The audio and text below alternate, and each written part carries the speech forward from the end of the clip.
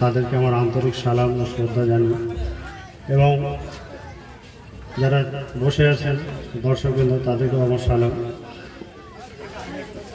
ভূসম্পর্ক Haqqani Anjuman committee যে উদ্যোগটা নিয়েছে, এই উদ্যোগটা খুবই প্রশংসার যোগ্য এবং এটা বরাবর কয়েক বছর থেকেই হয়ে আসছে এবং যেটা বরাবর হয় সেটা মানুষের অনেক উপকারে আসে। বিশেষ করে এই যে ব্লাড ডোনেশন, একটা সময় এমন আসে যখন রক্তের জন্য মানুষ হাহাকার করে, রক্ত পায় না।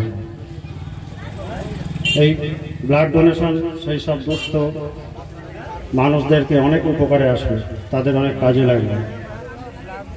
যারা চিকিৎসার সুযোগ পায় না তাদের যে চিকিৎসার ব্যবস্থা করা, চক্ষু পরীক্ষা বা তাদের অপারেশনের ব্যবস্থা করা, স্বাস্থ্য পরীক্ষা বা দুস্থদের যে বস্ত্র বিতরণ, এগুলো খুবই উদ্যোগপূর্ণ, খুবই মহৎ কাজ এবং এগুলো খুবই প্রশংসাযোগ্য কাজ। হযরত মাওলানা সুফি মুফতি আজম গাছি রহমতুল্লাহ যিনি 1876 সালে হাক্কানি আঞ্জুমান প্রতিষ্ঠা করেছেন, তার মূল উদ্দেশ্যটাই হলো যে মানুষের উপকার করা, কল্যাণ করা। তার মূল বাণীটাই হলো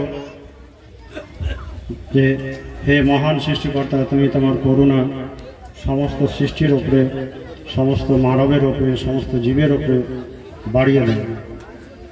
তার এই প্রার্থনার মাধ্যমেই তিনি প্রচার করেছেন যে প্রতিটা মানুষ সমান, কেউ কারো পাড়া প্রতিবেশী, আমরা যে যার ধর্ম যে যার পালন করব, কিন্তু আমরা প্রত্যেকে মানুষ, আমাদের একটাই ধর্ম।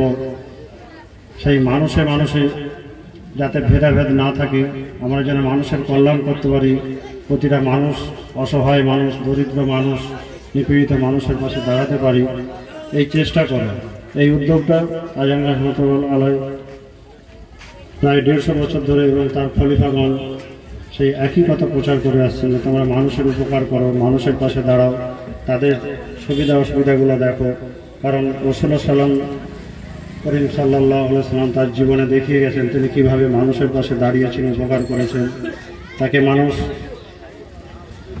গাল দিয়েছে, মন্দ দিয়েছে, জাদুকর বলেছে, অনেক কিছু বলেছে, তিনি কোনো কিছু তোয়াক্কা না করেও মানুষের উপকার করে গেছেন।